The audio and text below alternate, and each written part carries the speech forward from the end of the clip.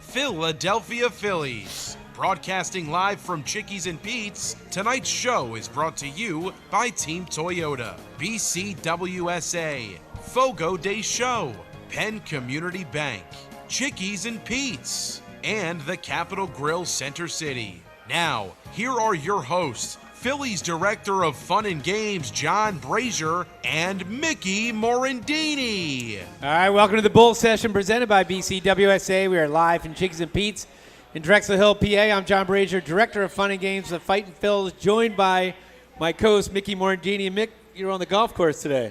I was. And your wife was on the pickleball court today. She was. Right, so, but you showered. Until the lightning came. Right, well, the siren went off, and, of course, we finished the hole of course you did. Stupidly.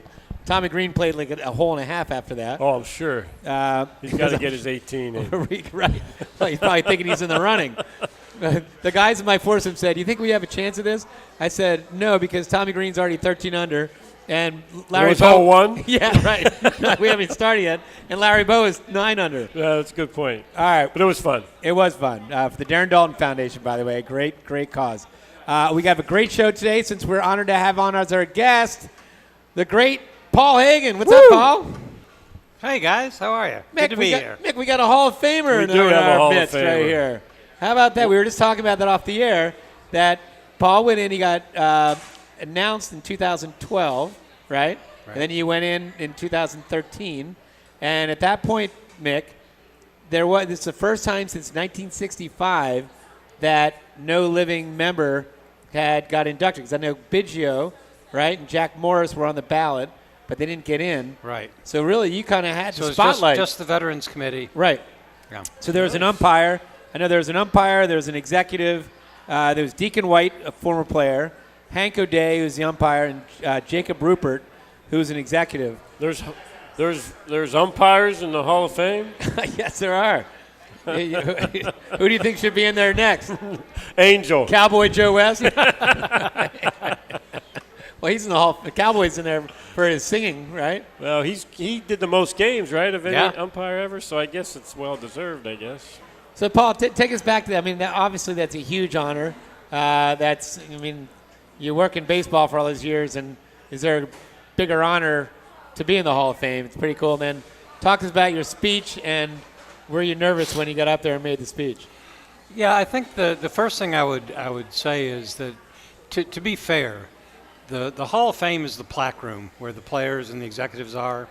I'm in what we call the writer's wing, which is kind of up a little spiral staircase, and we got pictures on the wall instead of plaques, but it's still, I think as a writer, as a baseball writer, you're probably never going to win a Pulitzer Prize, so in the journalism side of it, there's probably not a bigger honor you can get. Did you see Mickey, I'm sure you have something for your unassisted triple play in the Hall of Fame, right? There is. They have a jersey, the base, and that might be a jersey and the base, I think. So I'm the only one here other than Chris Ermer who doesn't have something in the Major League Baseball Hall of Fame of the people at this table. You have something in the Virginia Hall of Fame? No. Okay. Not even in the Brazer Hall of Fame. Not even my household. But that's good. So, again, Paul, when you had to get up there and speak, again, I know you do that on a different day for the players. But obviously you take pride. You're a writer by trade. How long did it take you to kind of get your speech down? And then when you made that speech, how did you do? Were you nervous?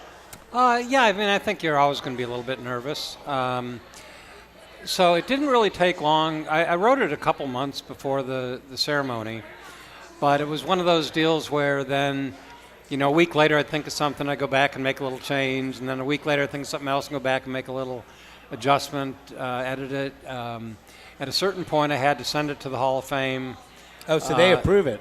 Well, they make sure that you're not... They don't approve it, but they will tell you...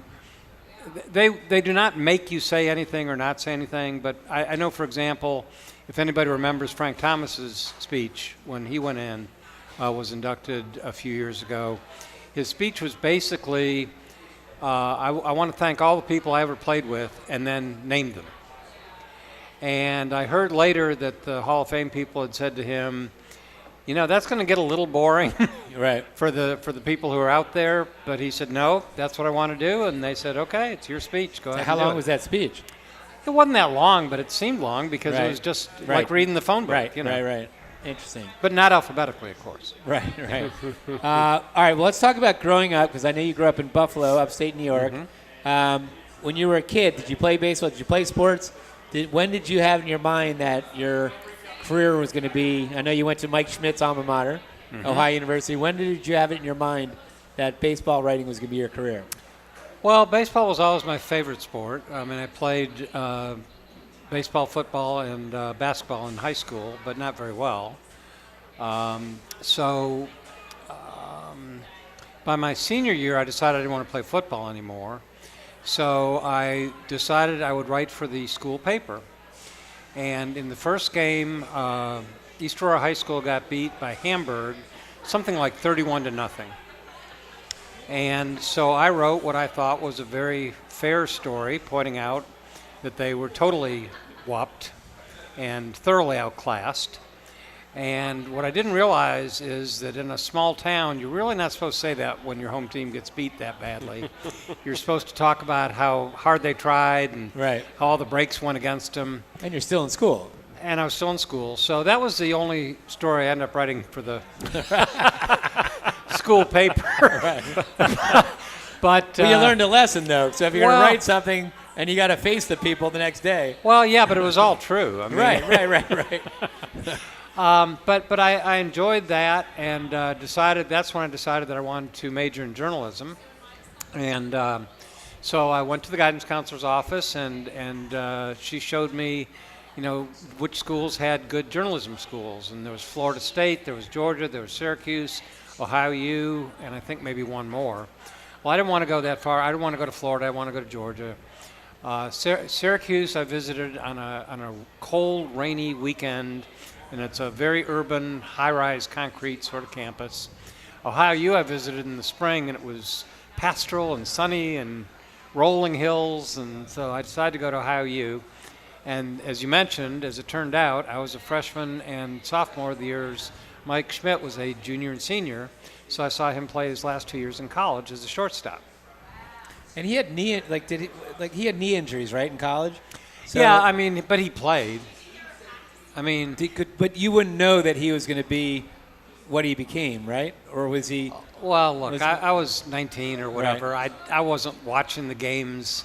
All I knew was that there were two players on the team who seemed to be getting all the attention. Mike Schmidt and a first baseman named Mike Hanna.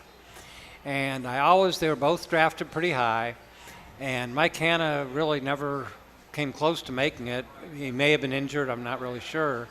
But I always use that as an example of, you just never know. You look at a couple prospects and you say, boy, those are two really good players, and one of them goes to the Hall of Fame, one of them doesn't get out of Double-A or whatever. Right. So it's a funny game, as they say. Now you basically, and you kind of went right into. You lived in San Bernardino, right? And you covered the Dodgers, right? Yeah. For several years. Well, I ran across a guy I'd worked with at the college paper after he had graduated, and he was working for Gannett in San Bernardino and had seen something I had written for the town paper, which I was working for at the time, and said, hey, we got an opening on the Dodgers beat. You interested in coming to California? Well, that seemed like a pretty good idea Yeah, at the that's time, right. particularly since the Dodgers were the team I followed growing up.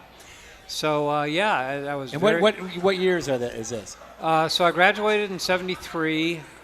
This would have been spring of 74. Okay, so this is when the Dodgers were about to go on their They were just run. about, yeah. Yep. Yep, they were just about to get good. And at the Sun Telegram, San Marino Sun Telegram, we didn't travel with the team. So I would not have gotten to go to the World Series, except for the Dodgers went to the World Series that year. And it was in Oakland, which at the time was about a $23 plane flight on PSA Airways. Huh. So I got to cover the World Series for the whole Gannett chain. I got some really good breaks early in my life. And then you went from there to Dallas. Dallas, right? To work for the Well, the Dallas Times-Herald Times, first, and then the Fort Worth Star-Telegram. Okay, and then you covered the Rangers basically for 10 For years. 10 right? years. And also a lot of Cowboys, because back in those days in Dallas, It was the Cowboys and everything else. So Right. as soon as baseball season ended, it was all hands on deck. And that was the Staubach era, or Danny? Was that more kind of? This was Danny, right at the end Danny of the White? Staubach era and right at the beginning of the Danny White era. Right. But you still had like was it? Drew Pearson. Drew Pearson, right? Was there? Yeah. Too Tall Jones Yep. was still there. Tom Landry, of course, Yep. was still the coach. So that was pretty much fun. Was from covering baseball and football, because back then when you're young,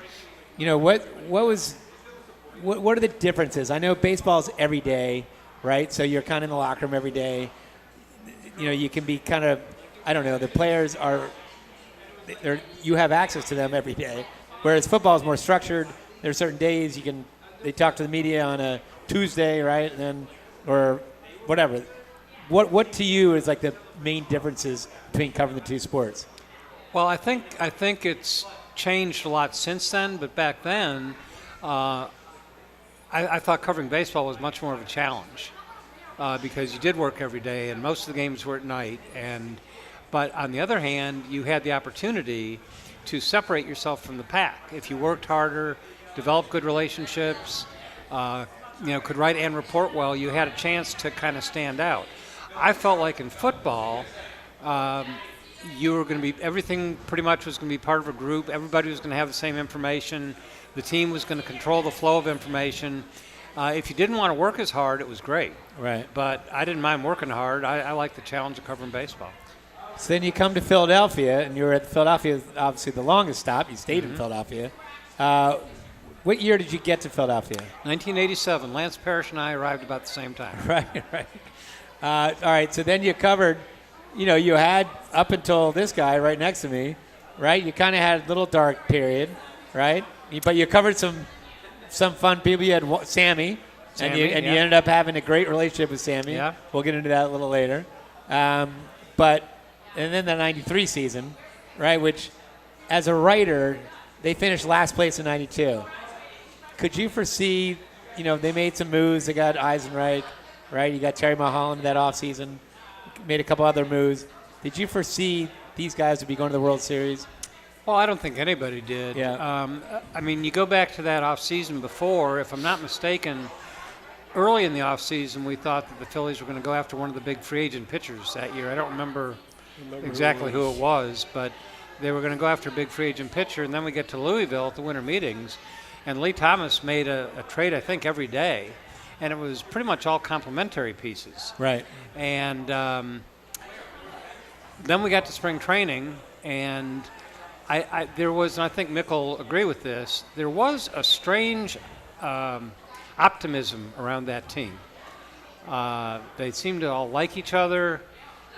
They seemed to get along, and there was just a certain something, and it really came into mind to me late in spring training in a game in St. Petersburg. I was gonna mention it. Is this a Cardinals game? Yeah. Yeah, when Dave Hollins got hit by a pitch. When Dave Hollins basically said, if I get hit, Yeah, Right. you got to protect me. right, or else Yeah.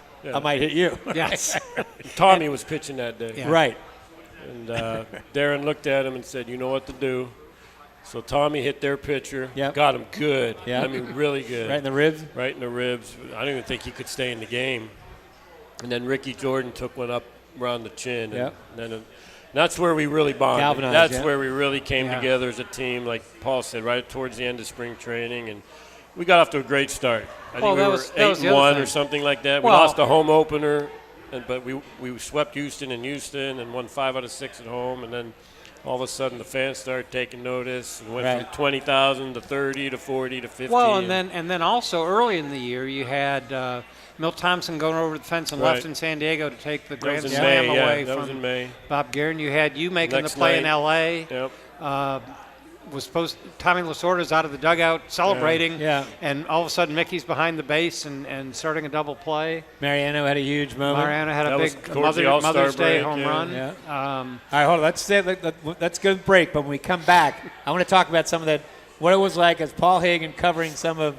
Now, Mickey, obviously, he's one of the more normal guys in that team, right?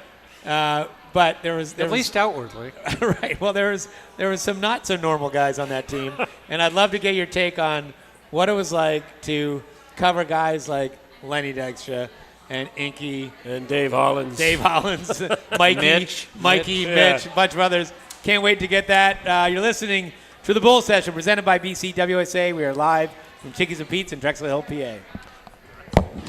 Hi, it's Pete from Chicky and Pete's. Try one of our smooth and refreshing seasonal cocktails. They are the perfect accompaniment to our scrumptious summer of shellfish entrees.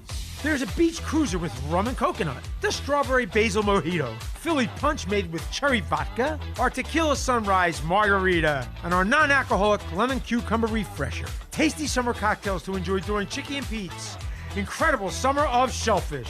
Only at Chickies and Pete's.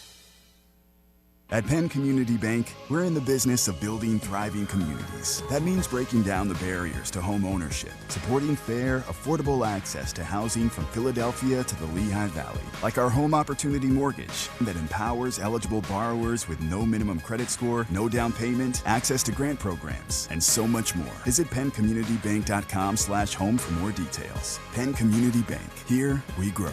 Member FDIC. Equal housing lender. Account and feature terms, restrictions, and conditions apply. A flawless occasion begins at the Capitol Grill. From the moment you step into the Capitol Grill, located in the heart of Center City, the experience is one of comfortable elegance. Whether you're looking to host a private affair, a perfect lunch stop, or dinner destination, start your occasion at the Capitol Grill today.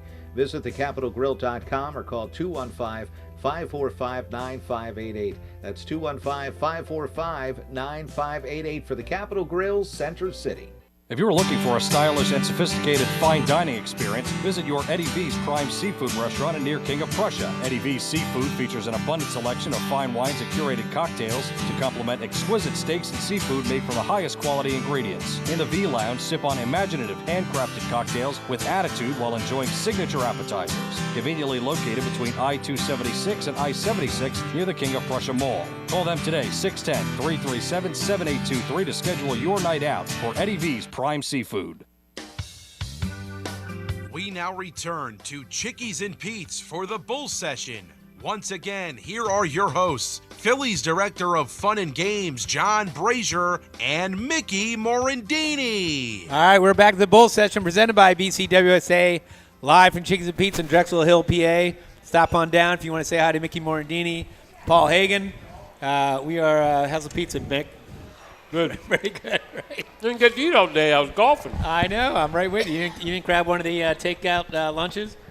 I did, but I had a little bit of an apple. That was it. Is that it? That's all I had. You didn't get the ham and the I got it in there. I just pretzel didn't roll? eat it. Okay. Great day today. Again, you guys, did you go to the guest bartending on Saturday night? I did. Okay. It went well. Good. Like 140 people. Okay. Good. I saw a lot of pictures with Wes Chamberlain and Danny Jackson Yeah. and all that. All right. So speaking of those guys, Paul, you had I don't know if it's the pleasure or it was your job, so you had to do it. But I know I came to Philadelphia in 1994, and I had to work the clubhouse. At that point, it's pretty much the same team. And I know for me there was a lot of landmines because you had Fregosi, who was intimidating for us, and you had Larry Bowe and Vuk, and we're not even getting to the players yet. And you had Frank Kopenbarger, the clubhouse manager we saw today. Jeff Cooper. yep. I call Jeff Cooper. Yeah. Right? I call Frank on our podcast. I call him the director of yelling and screaming, right? And then you have Jeff Cooper, right? And then, everybody was old school, and it was tough, and it wasn't like what's the word the kids use? Is inclusive. It wasn't a welcoming place. But as a writer, same thing. They were old school. What was it like covering? Well, let's just start with the dude. What was it like covering Lenny? Well, first of all, I'm going to start by saying the 93 team was my favorite team ever. Okay. Had more fun that year than any other year. Partly because, when you cover a bad team, you're out there every night and you're working hard and you're trying to do your best. But in the back of your mind is, I wonder if anybody's even reading this. Right. So at least I knew that people cared. Sure. So there was that. That was part of it. Lenny was, I would say, endlessly entertaining is the best way I would describe him. You never knew what he was going to say. He was always accessible, right? Or not? Pretty much, yeah, Okay. pretty much. And I had a little extra advantage, I think, because, of course, Lenny came from New York. And in New York, the tabloids, you had the New York Daily News, the New York Post, and they had the screaming back page headlines. Well, the Daily News was a tabloid. Right. And I think the fact that I worked for a tab really helped. I think Lenny had that, well, this is the paper like the papers in New York Right. were. Yeah, we got along great. And you know, we got to a point where every off season I would go out to lunch with him, and he would do his shtick for the season, you know, whatever his thing was going to be. And I'd do a big story in like January, early February. And, you know, some of the stuff that came out then, you know, like him talking about wanting to be a manager, which, you know, anybody who knows Lenny can't quite get their arms around that one. Right. But his explanation was, well, you know, Dude. all a manager does is sit back and talk to you guys and smoke cigarettes. I can do that. Plus, you got to be a good liar, and I'm a great liar. So, I hope you had lunch outside, so when he's spitting tobacco, it wasn't going inside the restaurant. actually, we went to a couple nice restaurants, but he did not spit tobacco Okay. juice inside the restaurant. Okay, then let's go with Dave Hollins, who, it's funny, when I first started, again, 94, he was probably the one I was most intimidated by. And, you know, as you get to know the guy, obviously now I've been there 32 years, he's like the nicest guy in the world. I can't believe that I was like scared of him back then. Well, you should have been. Right. Well, you guys were scared of him. Yeah, we were. Well, I remember a story. I was doing a story on Dave one spring, and I was talking to different players about Dave and his intensity, and I asked Darren Dalton, you know, can you tell me how intense Dave Hollins is? And he said, you know how after he has a bad game, how he'll sit there and he'll just stare into his locker? And I said, yeah, I've seen that. And he said, well, when he does that, we all say to each other, somebody ought to go talk to him. But then it becomes, you do it. No, you do it. No, you do it. That's so true. Exactly. So true. All right, we just mentioned Darren Dalton. Well, I do have to say okay. something more about Dave. One of those coincidences, the year that he was drafted by the Phillies in the Rule 5 draft, I was invited to go up to Buffalo for a seminar on whether or not Buffalo could have a major league team. He's from Buffalo. Because right? I was from up there. Right. Well, as it turns out, he was in the batting cage taking batting practice at what was Pilot Field at the time. So I met him then, and I think the fact that we were both Buffalonians. In fact, I grew up in a little town called East Aurora. He grew up in Orchard Park, which was like the very next town over. So I think I might have had a little edge with David when it came to that. So then Darren Dalton, which obviously we just had the Darren Dalton Foundation golf tournament today. I mean, and he was the leader of that team, undisputable. And I remember I had to go to him if I absolutely needed something done and just wasn't getting cooperation. Mm-hmm. You know, I hated going to Darren, but he'd stare at you and he'd kind of assess you, and then, all right, if that's important to you, I'll see if I can help you out. Mm-hmm. Right? I mean, he was that kind of upstanding character. Very, very upstanding. And integrity and all that. So what was it like? Did you have to go to Darren sometimes, like to get something done by somebody else? Or no, not usually, because my recollection is that, and Mickey can tell me if I'm right here, but that he would generally come out when he felt that there was a voice the team needed. Right. He would come out and he would talk. And then, as I heard it, he would go back into the trainer's room and say, okay, now it's your turn, now it's your turn. Okay. Is that I agree with that. correct? Yeah. Yeah. I think he held everybody accountable, for Yeah. sure. And if he couldn't do it, then the manager did. Right. But rarely did it ever go to the manager. Well, how about what was it like working with Fregosi? I learned early about, you used the phrase old school. I learned early about Jim that his first move was always going to be to try to intimidate you.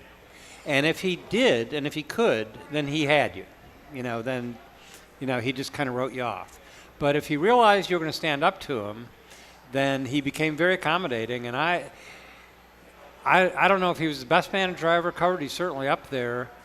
But he was certainly, I heard things come out of his mouth that I've never heard come out of any other manager's mouth before. All right, how about Schill? Schill was a little different in the sense that, a lot of the guys we've talked about so far were established on that team. Schill was a younger guy, really hadn't established himself yet, and he was not accepted by the veterans for the most part. But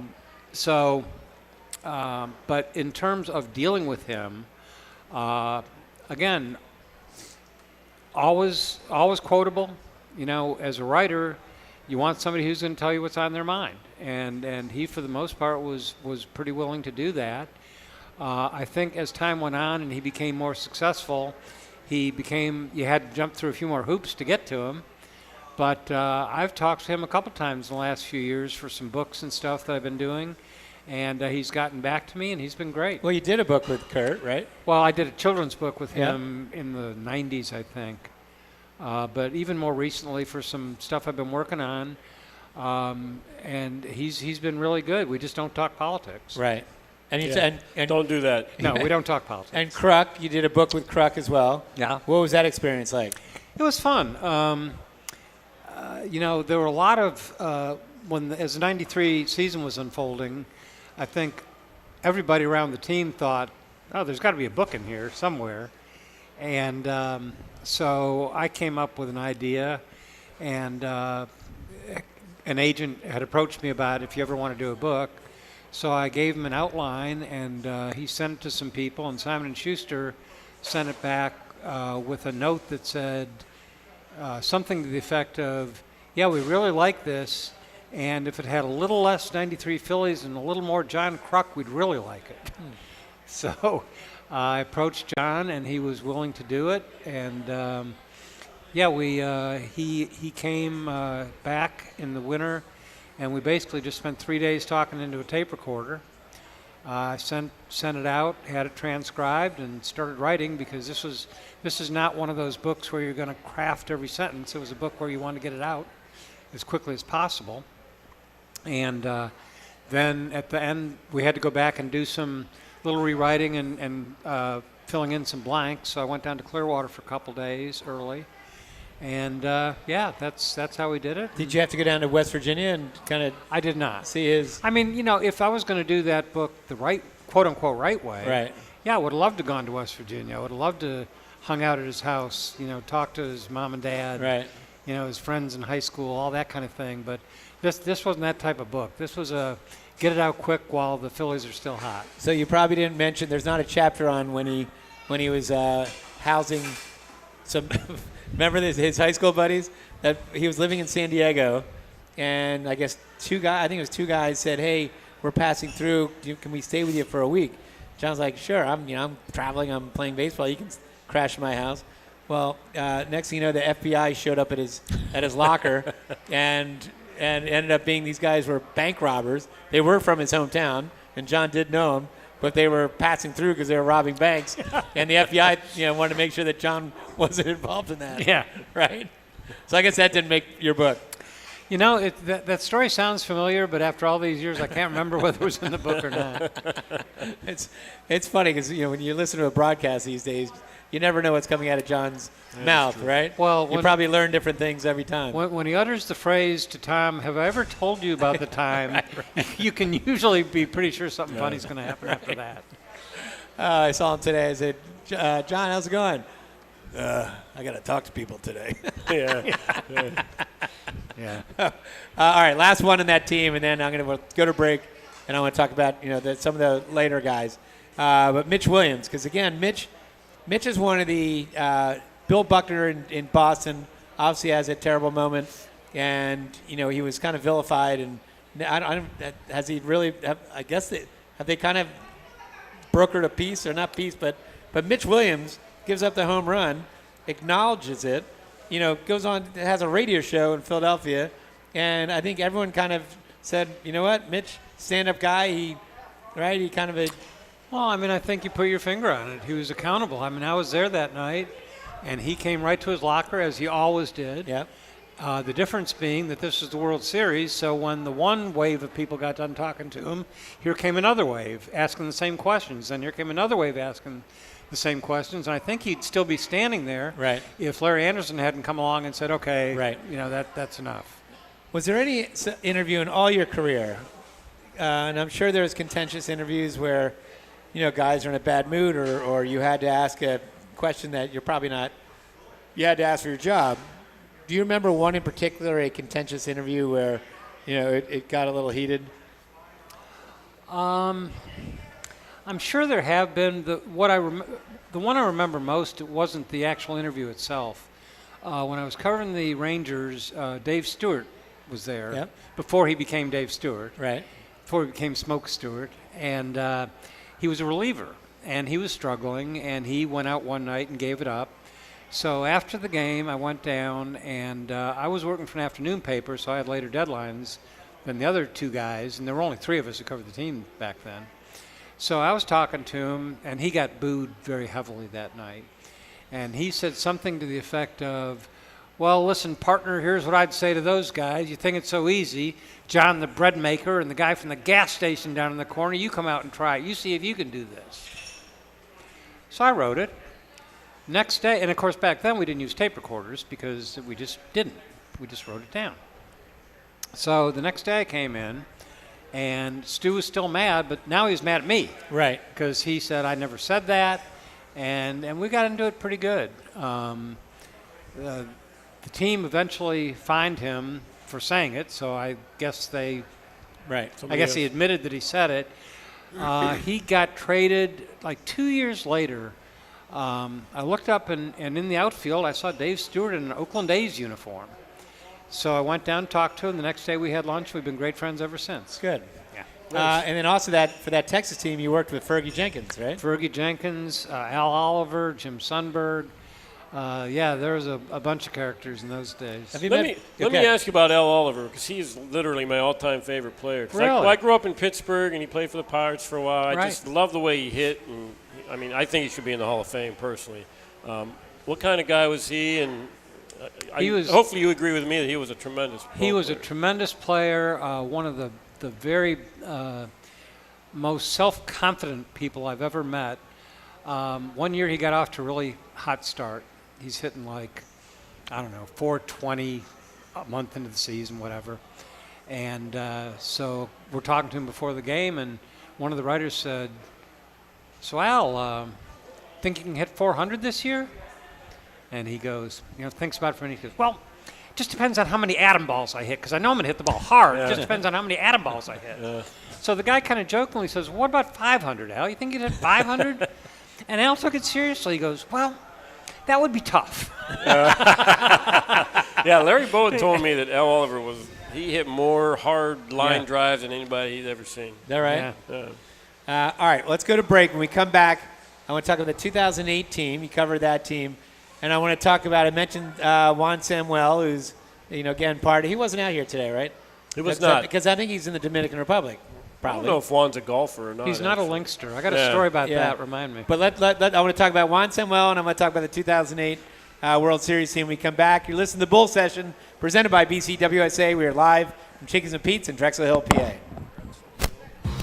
Hi, it's Pete from Chickie and Pete's. Come and enjoy one of your seasonal favorites from our new Summer of Shellfish menu, including our flavorful garlic and herb, roasted shrimp and lobster, tasty crabby tuna and poke tacos, or our incredible seafood boil featuring crab legs, scrumptious shrimp, clams, mussels, and more. And try one of our delicious seasonal cocktails with your meal. The Summer of Shellfish, only at Chickies and Pete's. Think banking hasn't changed? Think again. At Penn Community Bank, we've been helping communities thrive for 150 years. From our nationally recognized Access Checking that offers the peace of mind of no overdrafts, to student and free checking plus options with perks that will make you wonder what you did without them, like early direct deposit, overdraft grace, and Zelle. Learn more at PennCommunityBank.com/products. Penn Community Bank. Here we grow. Account and feature terms, restrictions, and conditions apply. Ask for full details. Member FDIC. A flawless occasion begins at the Capitol Grill. From the moment you step into the Capitol Grill, located in the heart of Center City, the experience is one of comfortable elegance. Whether you're looking to host a private affair, a perfect lunch stop, or dinner destination, start your occasion at the Capitol Grill today. Visit thecapitolgrill.com or call 215-545-9588. That's 215-545-9588 for the Capitol Grill, Center City. If you're looking for a stylish and sophisticated fine dining experience, visit your Eddie V's Prime Seafood restaurant near King of Prussia. Eddie V's Seafood features an abundant selection of fine wines and curated cocktails to complement exquisite steaks and seafood made from the highest quality ingredients. In the V Lounge, sip on imaginative handcrafted cocktails with attitude while enjoying signature appetizers. Conveniently located between I-276 and I-76 near the King of Prussia Mall. Call them today, 610-337-7823 to schedule your night out for Eddie V's Prime Seafood. We now return to Chickies and Pete's for the Bull Session. Once again, here are your hosts, Phillies Director of Fun and Games, John Brazer, and Mickey Morandini. All right, we are back to the Bull Session presented by BCWSA Live from Chickies and Pete's in Drexel Hill, PA. I'm John Brazer, joined by my co-host Mickey Morandini. I kind of did a half Harry that Cowles. wasn't a very good one, right? It was a half Harry Cowles. And our guest, Paul Hagan. So, Paul, again, you've had a very storied career, obviously a Hall of Fame career, and you've dealt with a lot of colorful characters. Let's stay with the Phillies. We've kind of talked Pirates, or not Pirates, we talked Rangers, Dodgers, a lot of the Phillies on Mickey's team. But one of the teams, obviously, another great year, 2008, and you didn't really have the characters that these guys had, but you had definitely some personalities and some stand-up guys. What was it like dealing with Jimmy? And you told me a great story. I want to have you tell that on the air about who Jimmy credits for really shaping his career. But talk about covering that team. Well, one thing I have to say up front is I was a national baseball writer by then, so I was around that team a lot, but not like a beat Every writer day, right? would be. But it was a fun team to watch, and of course, the fact that you got to talk to Charlie Manuel every day, the best, right? made it a pretty good start. He was just so funny, and the Charlie-isms that would come out of him. But yeah, it was a good team, and I think the really exciting thing about that team was, unlike the '93 Phillies, you could sort of see this one coming. Yep. The Phillies have been close for a couple of years, didn't quite make it. Looked like they weren't going to make it in '07, and then got really hot and overtook the Mets, got swept in the first round, and then put it all together, of course, in '08 and won it all. And they had, they had Jimmy, and they had Ryan Howard, and they had Chase, and Cole Hamels, and a lot of good players. Brad Lidge, obviously, Jason Worth. They had a lot of good players. Shane Victorino. Yep. Chooch, Carlos Ruiz. They had a good team, and they were fun to watch. The Jimmy story you were mentioning is that Jimmy, 10, 12 years ago maybe, I was down in Clearwater for something, and I saw Jimmy and Lee Elia, who just died recently. Right, yep, last week, I think. Come together and see each other and embrace. And so afterwards, Lee was a kid from Olney, right? Olney. Not the hippest guy in the world. And Jimmy, of course, was Jimmy. Flashy, yeah. J-Roll. He was J-Roll.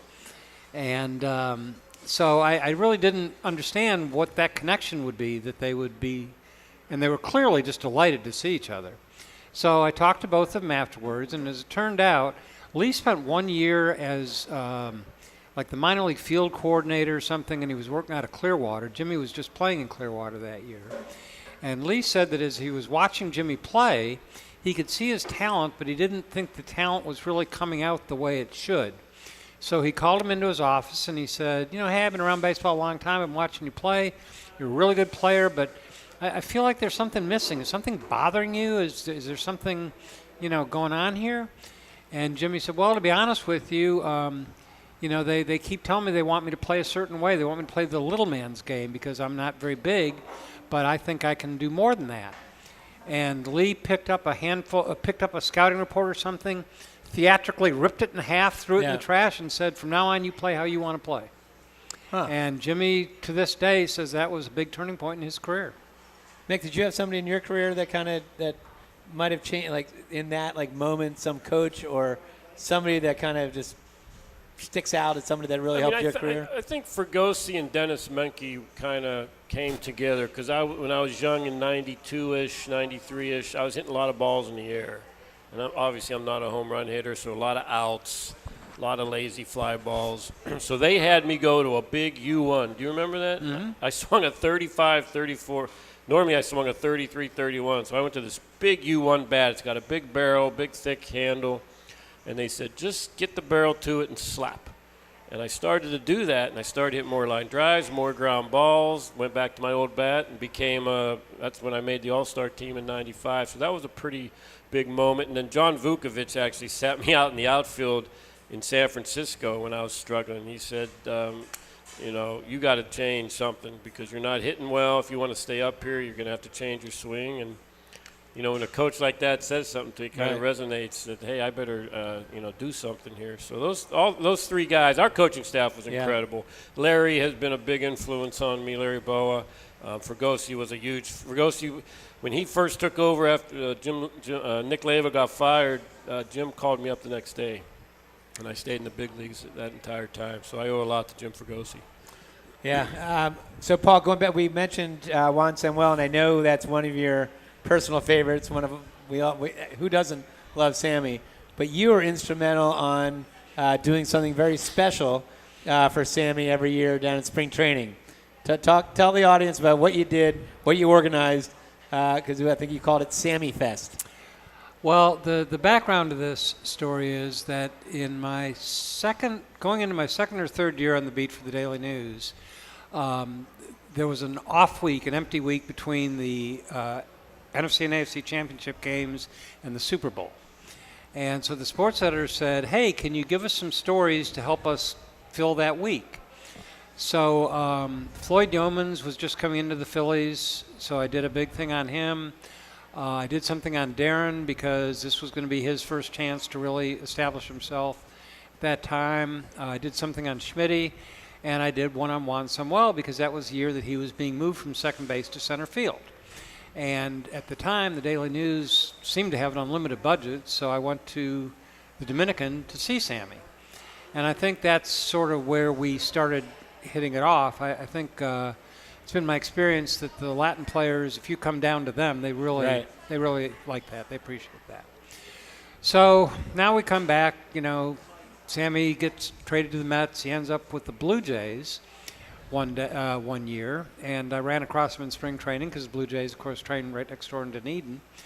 And we were just talking, and I said, "Hey, we should go to Frenchie's some night, have a beer." And he said, "Yeah, I'd like that." So we set it up. He came to Frenchie's. We had a good time. Just you and Sammy. Just me and Sammy. Yep. So the next day, I said, "Hey, I saw Sammy last night," and everybody I told said the exact same thing. Sammy was there? I wish you would have told me. I would have come if I'd known Sammy was going to be there.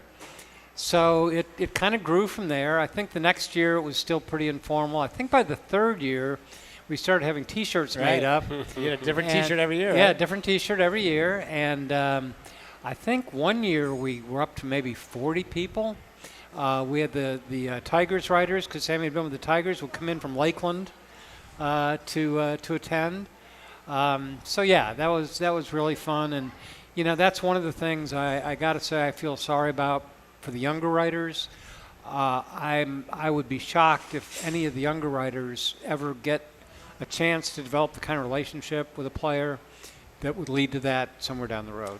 And do you think it's just that it's just kind of it's become more professional, or not professional, but why is that? Because again, I don't have I'm older, so I don't have a relationship with players I did back then, and the players are making more and more money. It's gotten more, it's I don't know. I think there's a few things involved. I think back then, teams still looked at the newspapers as the way they wanted to get their message out, but now with social media, MLB.com, MLB Network, I think they don't see the newspapers in the same way.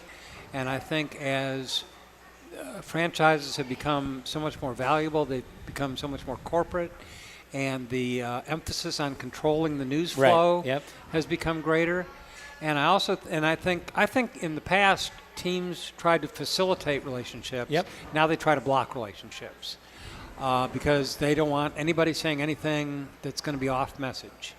And the other thing is the players obviously can tweet or go on social media if they have something they want out there, if they have a thought, it used to be they kind of needed the newspapers to get it out there. Well, they don't need that anymore. So I think it's a combination of those things. Yep. Do you think players today respect the players that played before them as much as we did when we played? I think it's a mix. I think like a Bryce Harper has a real knowledge of and respect for what came before him. I mean, I remember the first time he played in Philadelphia, I think it was like his 7th game in the big leagues. So we all, of course, were going over there and talking to him. And somebody said, well, how do you feel about playing in Philadelphia? And he said, oh, man, I think it's great. The city of Wilt Chamberlain and Mike Schmidt and Wilbert Montgomery. And, I mean, now, maybe Scott Boras had fed him off. Right. But he certainly seems to be the kind of guy who respects everything that came before him. And some guys don't know and don't care. Right. Yeah. Well, again, it's a special time back then. And then did you have to do any social media? I mean, because right now, all the writers, the current writers have to do, tweet, whatever, Instagram, other things. Did you ever have to get put into utilizing social media? No, I took a buyout at the Daily News at the end of 11 when that was just getting really prevalent. Went to work for MLB.com, and the stuff I was doing at MLB.com didn't really lend itself to it. I was more of a national reporter. So I consider myself very fortunate.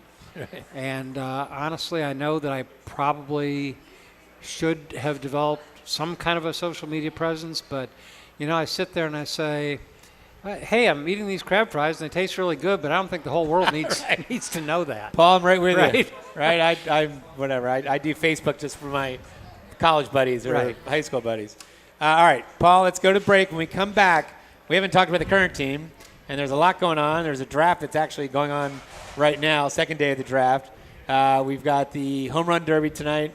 We got the All-Star Game tomorrow.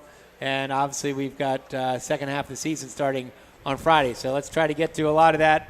When we come back, you're listening to the Bull Session presented by BCWSA. We are live from Chickies and Pete's in Drexel Hill, PA. Hi, it's Pete from Chicky and Pete's. Try one of our smooth and refreshing seasonal cocktails. They are the perfect accompaniment to our scrumptious summer of shellfish entrees. There's a beach cruiser with rum and coconut, the strawberry basil mojito, Philly punch made with cherry vodka, our tequila sunrise margarita, and our non-alcoholic lemon cucumber refresher. Tasty summer cocktails to enjoy during Chicky and Pete's incredible summer of shellfish. Only at Chickies and Pete's.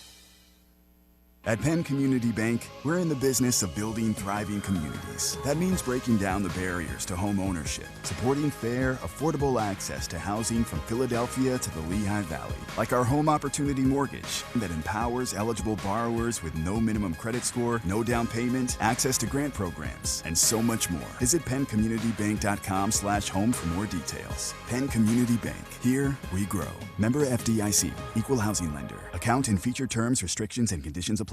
A flawless occasion begins at the Capitol Grill. From the moment you step into the Capitol Grill, located in the heart of Center City, the experience is one of comfortable elegance. Whether you're looking to host a private affair, a perfect lunch stop, or dinner destination, start your occasion at the Capitol Grill today.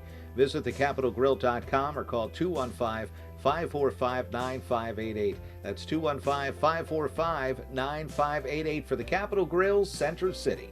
If you're looking for a stylish and sophisticated fine dining experience, visit your Eddie V's Prime Seafood restaurant in near King of Prussia. Eddie V's Seafood features an abundant selection of fine wines and curated cocktails to complement exquisite steaks and seafood made from the highest quality ingredients. In the V Lounge, sip on imaginative handcrafted cocktails with attitude while enjoying signature appetizers. Conveniently located between I-276 and I-76 near the King of Prussia Mall. Call them today, 610-337-7823 to schedule your night out for Eddie V's Prime Seafood.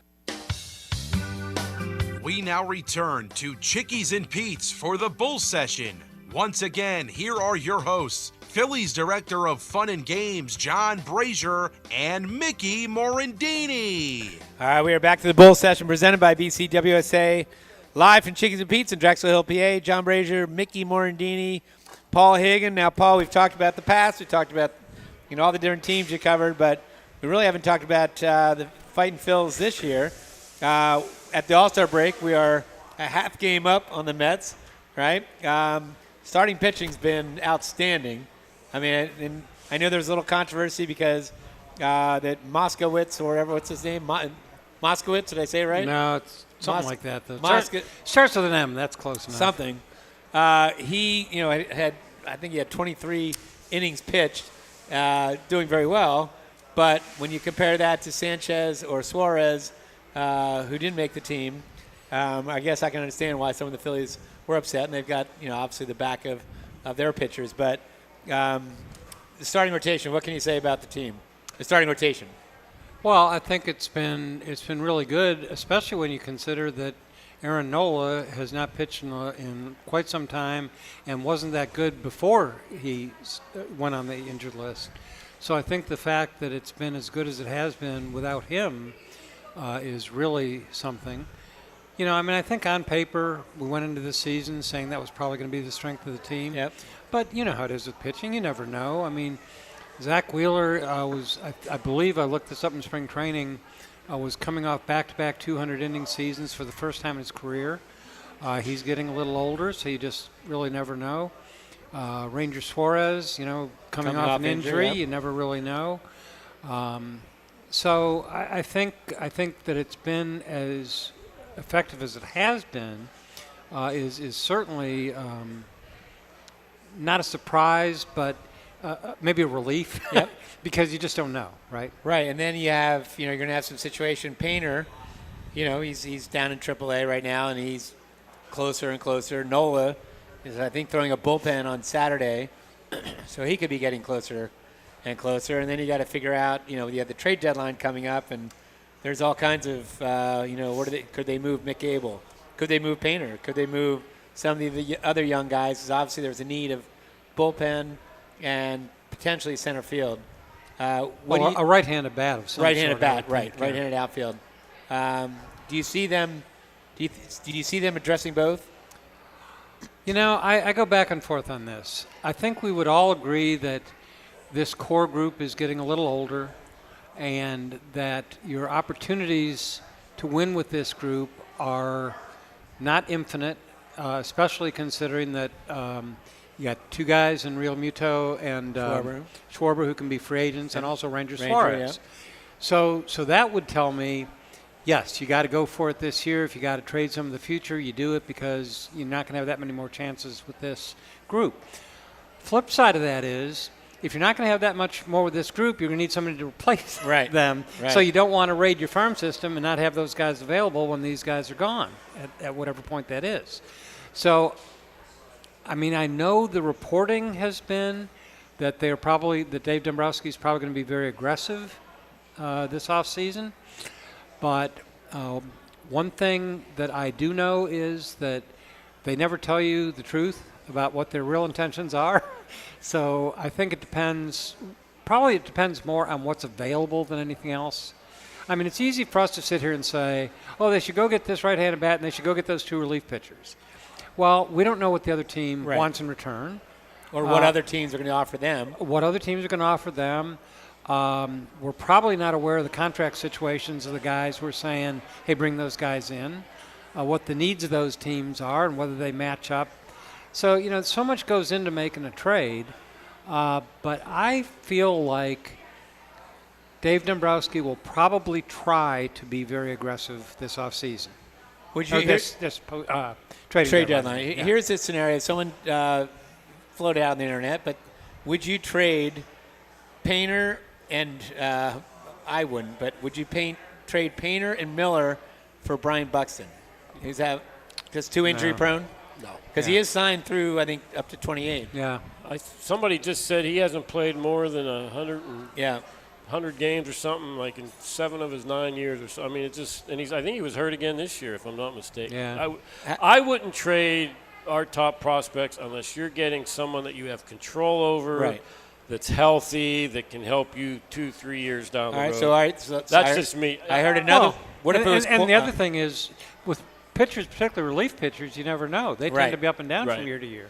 I think they'll go out and get a relief pitcher. I think they have to. Oh, I don't think there's any question they're going to get somebody. Why not bring up Crawford, who's hitting about 340 down there, play him for 2 weeks, because the trade deadline, was what, the 31st or something like that. Send him out there every game for 2 weeks.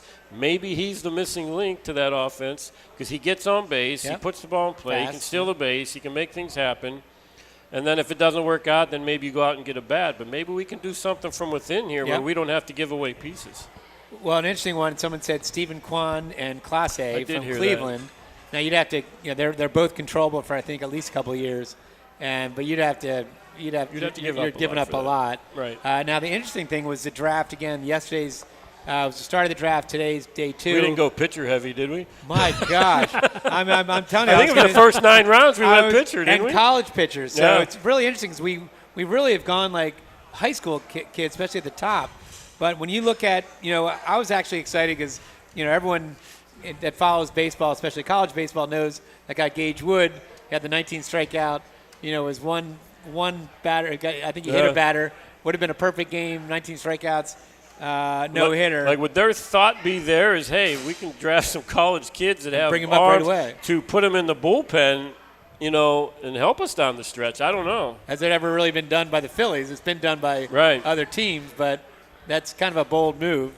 But their first picks were a college pitcher, Gage Wood. First 9, I Cade think. Obermuller, pitcher from Iowa. Cody Balker, pitcher from Vandy. Sean Youngerman, pitcher from Oklahoma State.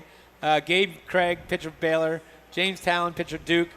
And then they went to a high school pitcher. Then back to a pitcher from Miami. Pitcher from Indiana. Pitcher from Lander University. So they went heavy. How much experience did Orion Kirkering have before he came up? You're right. Not very much. He got thrown into the mix. He got thrown in really early. Could you see Gage Wood coming up? Why not? Because before the argument would be, we don't want to have the guy's clock ticking too early. But I think that's kind of been thrown out the window, right? Well, I mean, if you bring him, I think there's 2 clocks, right? There's the arbitration clock, which he wouldn't qualify for this year because it'd be late enough the season, and then of course the free agency clock, right? Which you worry about in 6 years, right? So I wouldn't let that stop me, right? Because you got that small window, as you said. Yeah. It's really interesting. And then the other teams, I mean, I'm surprised. I know they've had tons of injuries, the Braves, but when they got Strider back and they got Acuna back, you thought that all right, now the Braves, are they too far back to make a move? But they've really kind of not only plateaued, they've still they're struggling. And then Austin Riley now has an oblique injury. I guess just some teams, Albie's having a bad year, and then the Mets. What do you think of the Mets? I mean, do you think they were a little over their skis in the beginning part of this half, or you think they are who they are, or you think they even have room to? Because I know Menea's coming back. Can they improve? Well, they're gonna make some moves.